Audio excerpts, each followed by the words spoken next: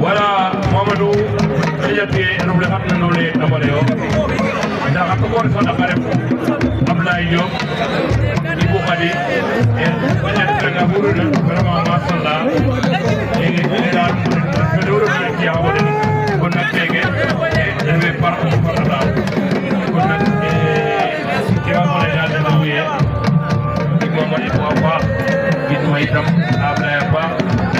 Vraiment dem di ko def ak ko wala kala amana ci tam vraiment ci tamit ko den la rek amateur say mo mi ngi liggéey tamit non ro be jé tamit ñu da na rafet non parce que vraiment bi yaga bo xay liggéey man wa lay ko mi ci ra jara ngay jëm